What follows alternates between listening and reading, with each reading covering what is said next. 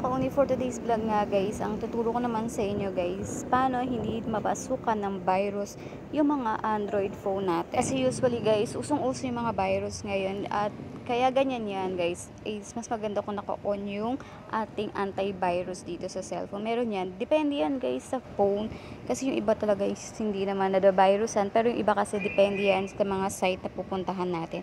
Pero guys, ito, dito malalaman nyo kung may virus yung inyong phone is kapag tinurn on nyo to. Punta lang tayo sa Play Store guys, ayan. Turn on lang natin yung dyan, tapos punta ka dun sa inyong profile guys, sa taas. And then, punta ka dun sa Play Protection guys. Ayan. Sabi dito, turn on Play Protection Scanning. Para malalaman nyo kapag meron virus dyan is mag-a-alarm or parang siyang magkakaroon kayo notification. Kailangan guys is on nyo lang siya. So, pag in-on nyo yan guys, makikita nyo kung ano yung mga pumpasok na virus dyan.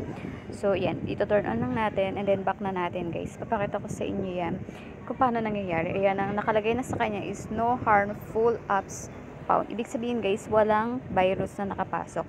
Diba minsan yung download tayo, tapos di natin alam mga harmful pala yun or may mga side effect pala yung mga application na dina-download natin.